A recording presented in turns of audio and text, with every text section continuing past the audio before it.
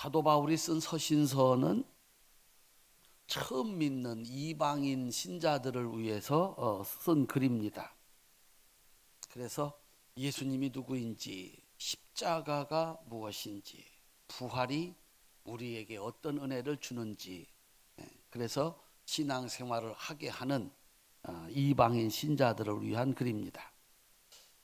그런데 이렇게 쭉 가다가 히브리서가 나왔습니다. 히브리서는 신약 속에 있는 구약 성경 이렇게 얘기를 합니다.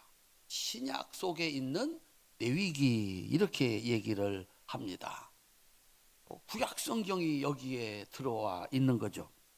구약의 율법에 근거해서 기독교의 복음을 설명하고 있다라고 하는 것입니다.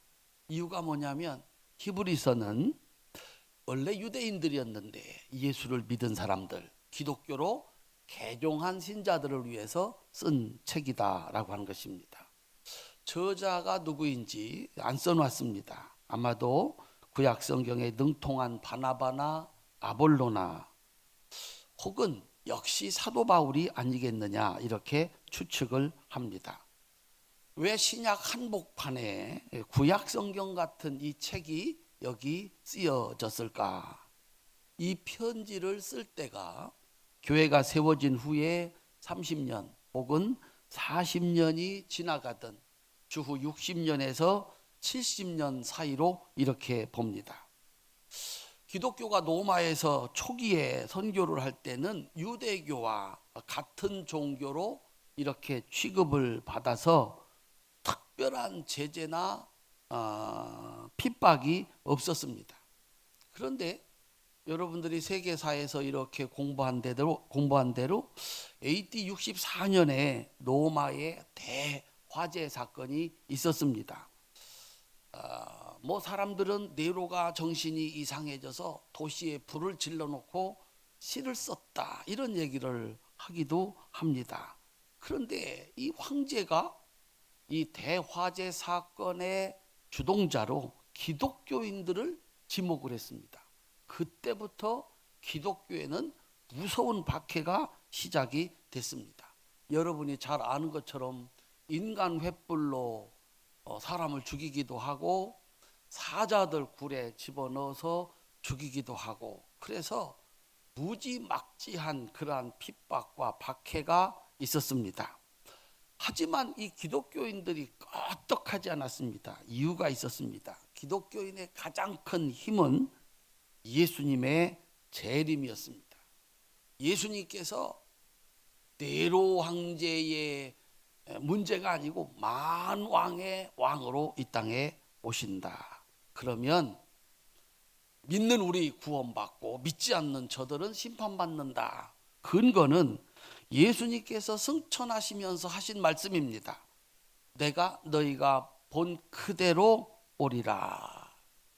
이 중에서 내가 올라간 그대로 오는 것을 볼 자도 있을 것이다 라고 하는 주님의 말씀에 대한 해석이었습니다. 주님 오시면 된다. 그런데 재림이 늦어지는 것입니다. 박해는 심해졌습니다. 이때 12사도 대부분이 순교를 당하게 됩니다. 이러니까 기독교 공동체가 힘을 잃었습니다. 믿음이 시들해졌습니다. 모이기를 게을리하게 되고 봉사에 대한 열정도 식어갔습니다.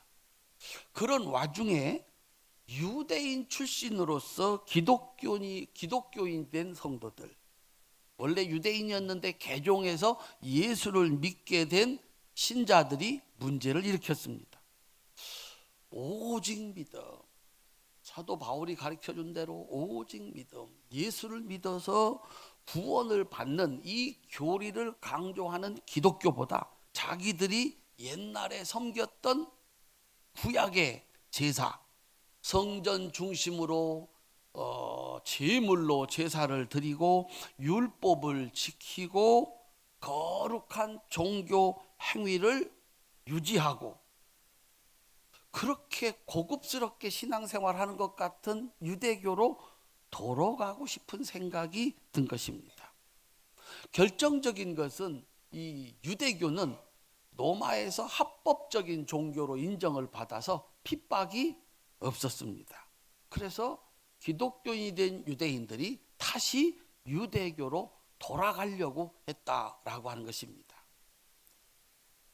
그래서 이 히브리서 저자는 유대교로 돌아가려고 하는 성도들에게 구약 성경을 인용해서 경고를 하고 격려를 하고 장차 올 상을 보여줌으로써 신앙생활 굳건히 열심히 하라고 히브리서 편지를 보낸 것입니다. 그래서 히브리서의 내용 거의 전부가 구약을 인용한 그런 책입니다. 우리도 이쯤에 와 보니까 선교 100년이 됐는데 한국교회가 신앙의 활력을 잃어가고 있다. 성도들의 신앙의 열정이 옛날 같지 않다. 염려하고 있습니다. 분명히 옛날 같지는 않은 것 같습니다. 그런 의미에서 오늘 우리를 향해서 보내신 편지라고 보아도 좋겠다라고 하는 것입니다. 한번 두 손 높이 드십시다. 하나님께서 나에게 히브리서를 보내셨습니다. 아멘. 히브리서 6장 4절부터 6절, 11절부터 12절, 10장 23절부터 25절 제가 편집을 했습니다. 같이 읽으시겠습니다. 한 번 빛을 받고 하늘의 은사를 맛보고 성령에 참여한 바가 되고 하나님의 선한 말씀과 내세의 능력을 맛보고도 타락한 자들은 다시 새롭게 하여 회개할 수 없나니 이는 그들이 하나님의 아들을 다시 십자가에 못 박아 드러내놓고 욕되게 함이라. 우리가 간절히 원하는 것은 너희 각 사람이 동일한 부지런함을 나타내어 끝까지 소망의 풍성함에 이르러 게으르지 아니하고 믿음과 오래 참음으로 말미암아 약속들을 기업으로 받는 자들을 본받는 자 되게 하려는 것이니라.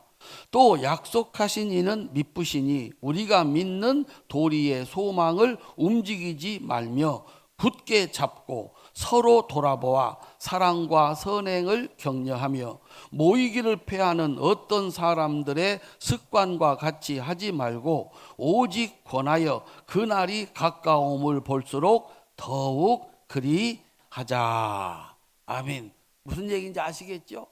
이게 상황이에요. 그래서 흔들리지 말고 열심히 모여서 신앙을 지키자. 약속하신 분이 반드시 너희들을 지키시고 복 주실 것이다. 그렇게 말씀을 하고 있는 겁니다. 히브리서는 크게 세 가지로 기독교의 우월함, 예수님의 위대함을 가르치고 있습니다. 이렇게 위대하고 이렇게 뛰어난 기독교를 버리고 예수님을 버리고 어디로 다시 돌아간다는 말이냐, 그런 뜻입니다. 첫째, 히브리서는 믿는 사람들에게 오래 믿은 유대인 신자들에게 주는 깨우침으로 시작을 합니다. 히브리서 5장 12절 13절입니다. 함께 읽겠습니다. 때가 오래되었으므로 너희가 마땅히 선생이 되었을 터인데 너희가 다시 하나님의 말씀의 초보에 대하여 누구에게서 가르침을 받아야 할 처지이니 단단한 음식은 못 먹고 젖이나 먹어야 할 자가 되었도다. 아멘. 세상에는 세월이 갈수록 그 깊이와 넓이가 더해져서 가치를 더하는 것들이 있습니다. 세월 많이 가면 더 귀해지는 것들이 있습니다. 반대로 세월이 가면 낡고 고장이 나서 문제를 일으키고 버려야 하는 것도 있습니다. 교회는 오늘 등록하는 새신자와 오랫동안 신앙생활 해온 신자들과 조상 대대로 신앙생활을 한 신자들로 구성이 되어 있습니다. 여러분들이 그 중에 하나입니다. 막 예수를 믿었거나 아니면 벌써 30년, 40년 오랫동안 예수를 믿었거나 아니면 대대로 예수를 믿었거나, 교회는 이 모든 신자들이 다 소중합니다. 그리고 중요합니다. 하지만 더욱 중요한 것은 대대로 믿어온 성도들입니다. 먼저 믿은 성도들입니다. 이들은 새신자들이 모르는 아브라함도 알고 모세도 알고 교회 역사도 압니다. 이들이 올바른 믿음을 가지고 열심히 신앙생활을 한다면 교회는 반석 위에 서는 것입니다. 하지만 이들이 신앙생활에 문제를 일으키게 되면 새신자들은 갈 길을 잃어버리게 됩니다. 막 심은 나무에서 꽃이 피는 것도 참 아름답습니다. 그런데 100년쯤 된 고목에서 꽃이 피면은 이거는 경이로운 것입니다. 작품입니다. 이제 겨울이 오니까 봄철이 기다려지는데, 봄철의 매화가 막 심은 나무에서 피는, 조그마한 나무에서 핀 그런 매화도 참 매력이 있지만 향기가 100년쯤 된 나무에 핀 매화는 이건 참 뭐라고 형용할 수 없는 아름다움이 그곳에 있는 것입니다. 우리 교회가 대대로 믿어온 성도들, 오랫동안 믿어온 성도들, 믿음을 잘 지켜서 새롭게 들어오는 신자들이 믿고 따라갈 만한 복된 신앙이 될 수 있기를 주님의 이름으로 축원합니다. 부모님들이 그 자리에서 믿음을 지키고 있어야 탕자가 돌아왔을 때 맞이할 수가 있습니다. 사람 살다가 탕자가 되어서 아버지 떠나고 집을 떠나서 방황하다가 이거 아니구나 돌아왔더니 아버지가 없는 거예요. 교회에 어머니가 없는 거예요. 그러면 이 사람은 갈 곳을 잃게 된다라고 하는 것입니다. 그래서 먼저 믿는 사람들이 중요하고 부모님들이 중요한 겁니다. 우리 성도님들은 교회를 지켜 혹시 나갔다가 돌아왔을 때 여전히 아버지가 어머니가 그 교회를 지키고 믿음의 선배들이 그 교회를 지키는 복된 교회가 될 수 있기를 주님의 이름으로 축원합니다. 유대인으로서 기독교인이 된 사람들은 하나님의 적자들입니다. 근데 너희들이 여전히 딱딱한 것은 먹지 못하고 조그만한 어려움도 견뎌내지 못하고 마치 어린아이처럼 다시 그리로 돌아가고 믿음을 지키지 못하는 것이 안타깝다라고 이 편지를 시작하고 있는 것입니다. 두 번째, 히브리서의 복음은 예수님의 우월하심이십니다. 따라합시다. 예수님은 가장 우월하시다. 가장 위대하시다. 아멘. 성경 66권은 다 가치가 다릅니다. 하지만 그 다른 가치를 가지고 독특하고 동등하고 중요한 하나님의 말씀입니다. 한 책도 귀하지 않은 책이 없습니다. 그래서 사도 바울은 지체론으로 설명을 합니다. 모든 교회는 예수님을 머리로 하는 몸이다. 모든 성도들은 예수님을 머리로 하는 지체다라고 가르쳤습니다. 모든 성경도 다 의미가 있고 가치가 있습니다. 그런데 히브리서에서 자주 등장하는 말이 있습니다. 더 좋은, 더 나은, 더 아름다운, 더욱 존귀한, 좋은 약속, 더 좋은 약속, 이런 겁니다. 따라합시다. 예수님에게는 더 좋은 것이 있습니다. 더 나은 것이 있습니다. 그것을 설명하고 있습니다. 그런데 그 예수를 버리고 지금 더 좋은 것을 따라서 어디로 가려고 하느냐라고 하는 것입니다. 첫 번째, 예수님은 하나님의 아들로서 영적인 존재인 천사보다도 위대하시다. 따라합시다. 예수님은 천사보다 위대하신 분. 히브리서 1장 1절부터 4절입니다. 함께 읽겠습니다. 옛적에 선지자들을 통하여 여러 부분과 여러 모양으로 우리 조상에게 말씀하신 하나님이 이 모든 날 마지막에는 아들을 통하여 우리에게 말씀하셨으니 이 아들은 만유의 상속자로 세우시고 또 그로 말미암아 모든 세계를 지으셨느니라. 이는 하나님의 영광의 광채시요 그 본체의 형상이시라. 그의 능력의 말씀으로 만물을 붙드시며 죄를 정결하게 하는 일을 하시고 높은 곳에 계신 지극히 크신 이의 우편에 앉으셨느니라. 그가 천사보다 훨씬 뛰어남은 그들보다 더욱 아름다운 이름을 기업으로 얻으시미니. 큰 소리로 아멘. 이거 잘 아는 내용입니다. 유대인들은 하나님께서 오랜 세월 여러 번에 걸쳐서 예언자들을 통해서 꿈과 환상을 통해서 사건과 상징을 통해서 하나님의 뜻을 그의 백성들에게 가르쳐 줬습니다. 이게 예언자 시대 구약입니다. 유대인들은 이것을 너무나 잘 알고 있습니다. 그런데도 유대인들의 조상들은 알아듣지 못했습니다.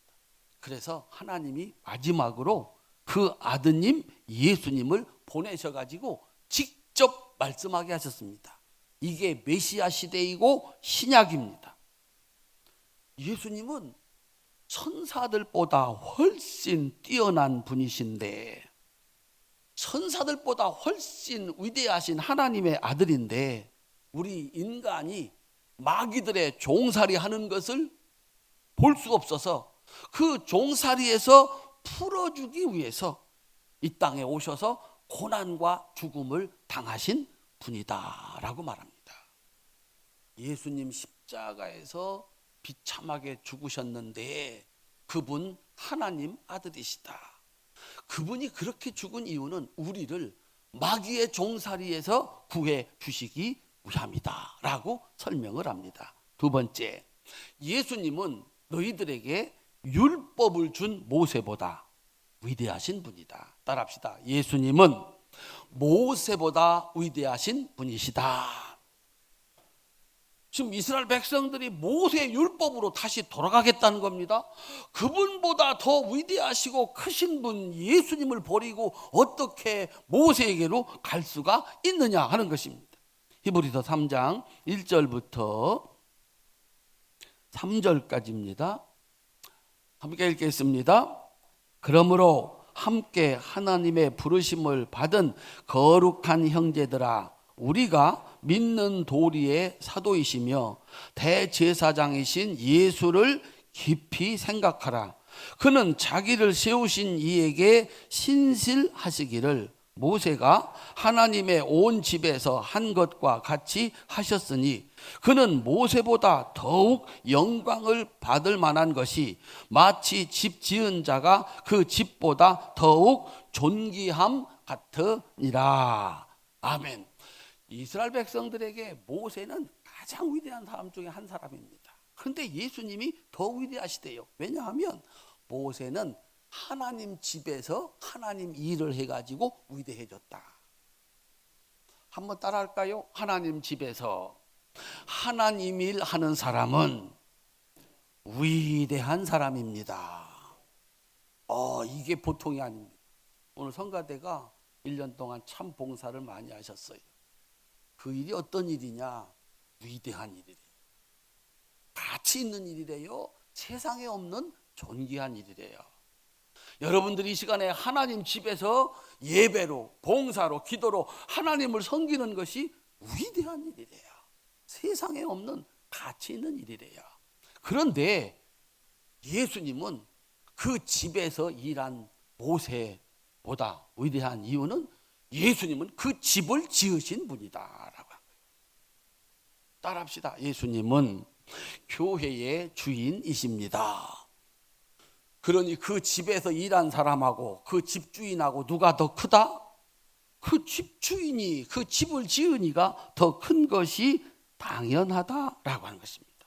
모세는 하나님의 집에서 일을 함으로 존귀한 자가 됐는데 예수님은 그 집의 주인이기 때문에 비교할 수 없는 존귀함이 그곳에 있다라고 하는 것입니다. 세 번째, 예수님은 너희들의 믿음의 조상, 우리의 믿음의 조상인 아브라함보다도 위대한 분이다 라고 설명을 합니다. 따라합시다. 예수님은 아브라함보다도 위대하십니다. 히브리서 6장 20절, 7장 1절, 4절 함께 읽겠습니다.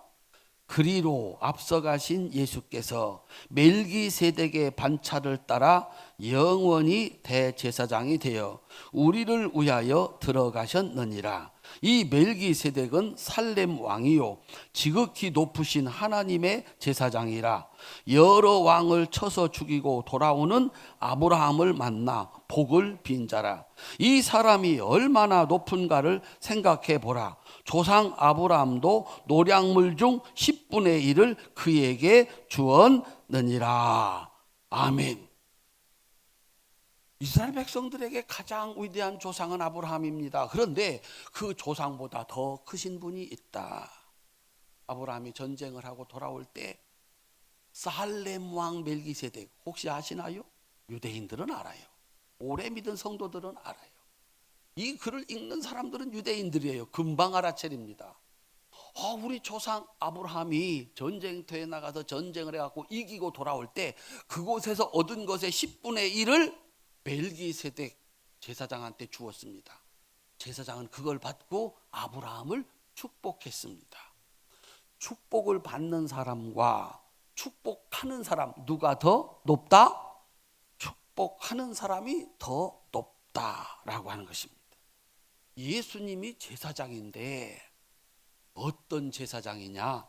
멜기세덱의 반차, 멜기세덱을 이어받은 제사장, 대제사장이다 라고 얘기를 합니다. 그래서 우리 예수님은 아브라함보다도 위대한 제사장이다 라고 말씀을 하고 있는 겁니다.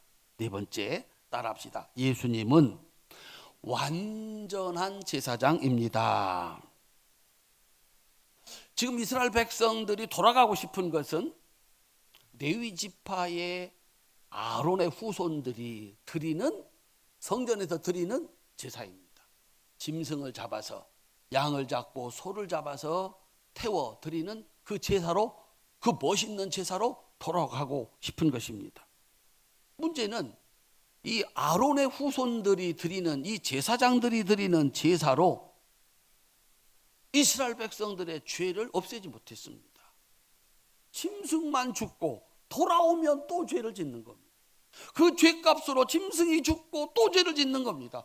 그래서 이 아론의 후손들이 드리던, 레위 지파가 드리던 제사를 가지고 백성들의 죄를 다 씻지를 못했습니다. 그래서 하나님께서 아브라함을 축복한, 레위 자손이 있기도 전에 그 조상인 아브라함을 축복한 멜기세덱의 제사장 직분을 이어받은 예수님을 이 땅에 보내셨다라고 합니다. 그래서 그 예수님으로 하여금 아론의 제사장들, 레위 지파의 제사장들이 드리는 제물이 아니라 멜기세덱, 그 하나님의 위대한 제사장, 그 제사장직을 물려받은 예수가 드리는 제사로 세상의 모든 사람의 죄를 다 없애는 새로운 제사를 만드셨다라고 하는 것입니다. 히브리서 7장 11절, 16절, 17절, 9장 11절, 12절, 15절입니다. 함께 읽겠습니다. 레위 계통의 제사 직분으로 말미암아 온전함을 얻을 수 있었으면 백성이 그 아래에서 율법을 받았으니 어찌하여 아론의 반차를 따르지 않고 멜기세덱의 반차를 따르는 다른 한 제사장을 세울 필요가 있느냐? 그는 육신에 속한 한 계명의 법을 따르지 아니하고 오직 불멸의 생명의 능력을 따라 되었으니 증언하기를 네가 영원히 멜기세덱의 반차를 따르는 제사장이라 하였도다. 그리스도께서는 장차 좋은 일의 대제사장으로 오사 손으로 짓지 아니한 것 곧 이 창조에 속하지 아니한 더 크고 온전한 장막으로 말미암아 염소와 송아지의 피로 하지 아니하고 오직 자기의 피로 영원한 속죄를 이루사 단번에 성소에 들어가셨느니라.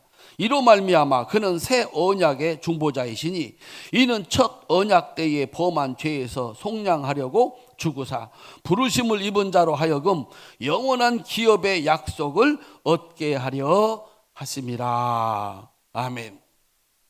예수님의 대제사장이신 예수님의 제사와 레위 지파 아론의 후손들이 드리는 제사가 차이가 무엇인가?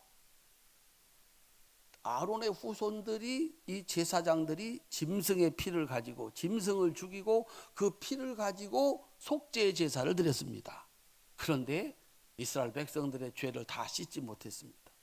하나님께서 예수님을 보내서 멜기세덱의 반차를 따라, 아론 계통이 아니라 멜기세덱의 계통을 따라 그를 대제사장으로 삼으셨습니다. 그분은 어떻게 제사를 드렸나? 자기를 제물로 삼아서 자기가 제사장이 되어서 하나님 앞에 속죄의 제사를 드린 것입니다. 예수님이 피를 흘리고 돌아가셔서 제물이 되어서 돌아가실 때 자기가 자기 손으로 자기를 바친 겁니다. 제물도 되시고 제사장도 되셔가지고 그가 십자가에서 속죄의 제사를 드렸습니다. 따라합시다. 이제 모든 희생 제사가 끝났다. 그동안에는 제사를 드려서 속죄함을 받았는데 이제는 예수를 믿어서 그분이 나를 위해서 돌아가셨다. 그분이 십자가에서 내 죄를 씻으셨다. 내 죄값을 다 치르셨다. 따라합시다. 믿음으로 죄가 없어지고 구원받고 영생 얻는 이 제사를 주님이 만드셨다라고 하는 것입니다. 또 제사를 드리시겠습니까? 돌아가서? 그럴 필요 없다.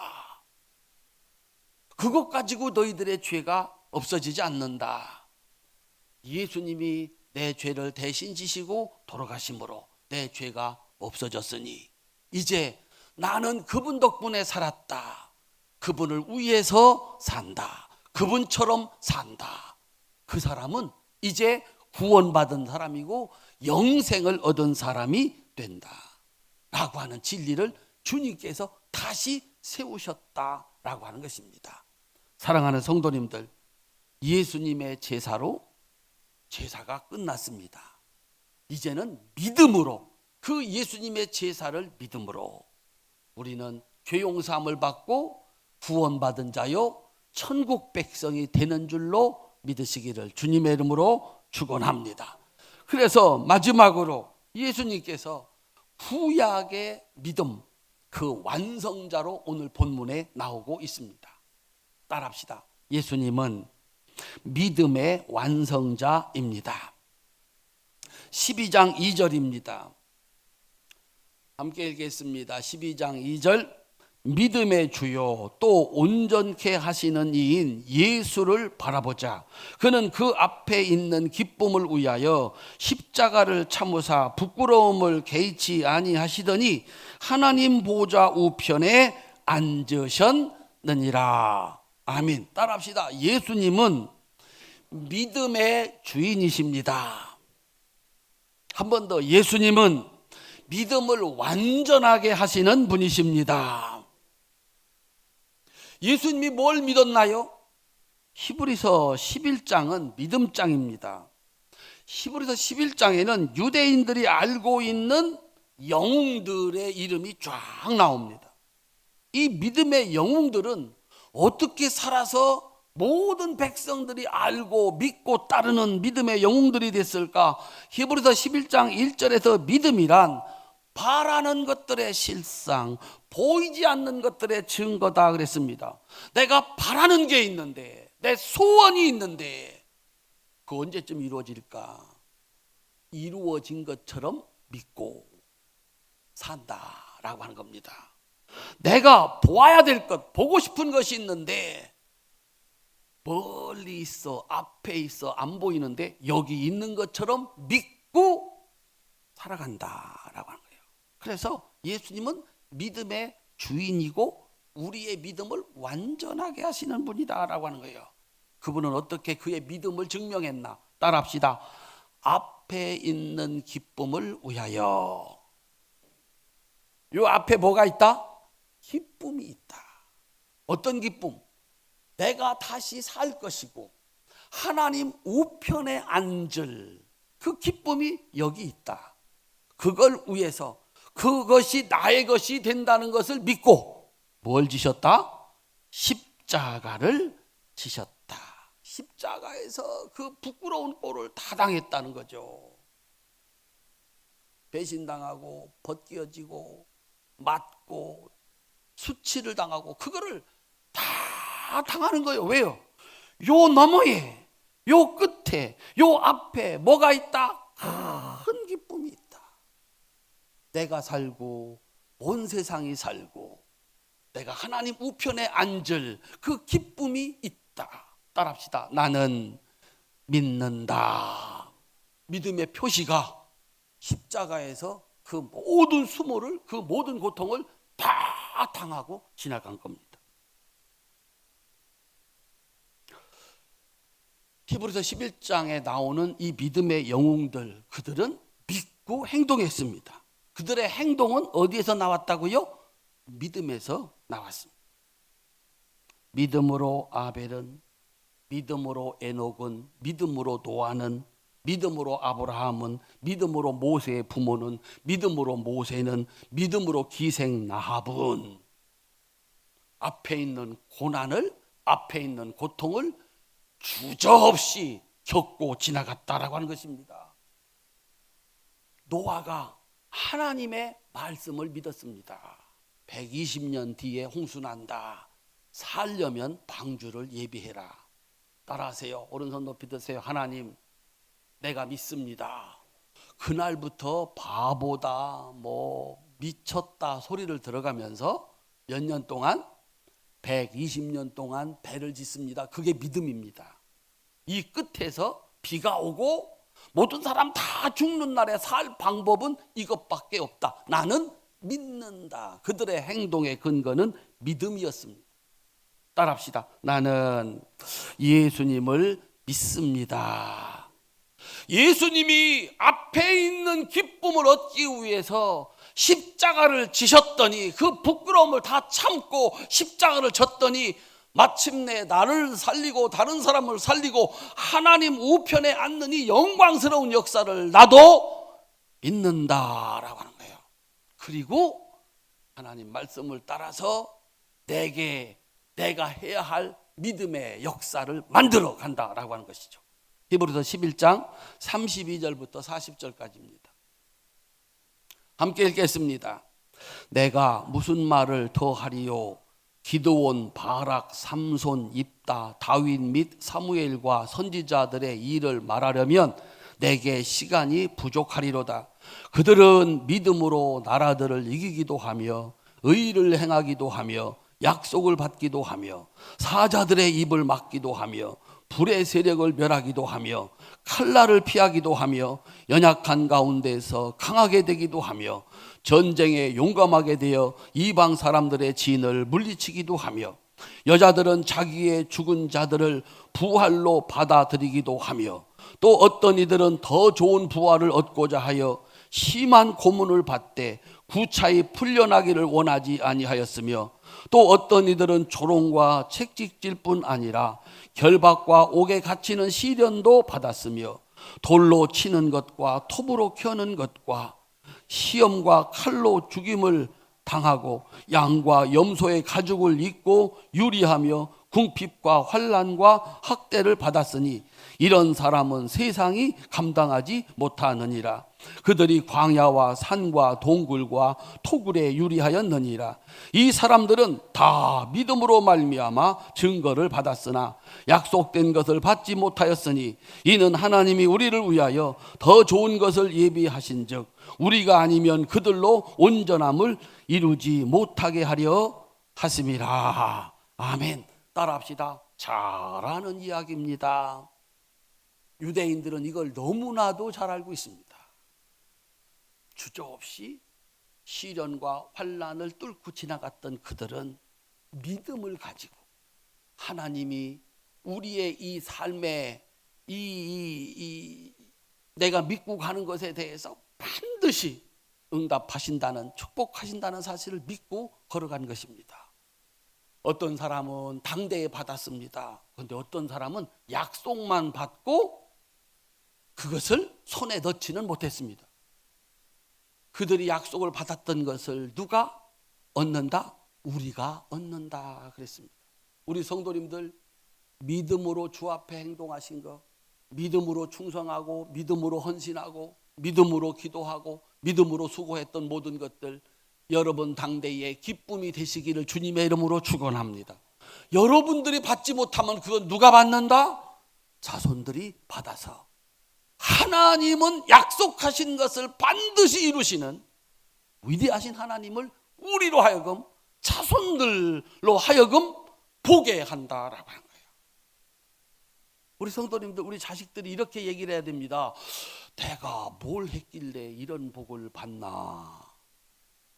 그때 목사님 오셔서 여보게, 당신 엄마, 당신 아버지 교회에 어떻게 충성했는지 알아? 당신 아버지, 당신 어머니가 그렇게 충성하고 봉사해서 그 복을 당신이 받는 거야. 야, 하나님이 살아계시구나. 아버지는 믿음 가지고 살면서 약속만 받았는데 다 받지 못하셨는데 이걸 내가 받고 있구나. 그래서 이 믿음을 온전하게 한다라고 하는 것입니다. 이 믿음의 정점이 히브리서 12장 2절이라는 것입니다. 다시 한번 읽으시죠. 그 정점에 예수님이 계십니다. 믿음의 주요 또 온전케 하시는 이인 예수를 바라보자. 그는 그 앞에 있는 기쁨을 위하여 십자가를 참으사 부끄러움을 개의치 아니하시더니 하나님 보좌 우편에 앉으셨느니라. 큰 소리로 아멘 합시다. 예수님이 증거다. 예수님이 증거다.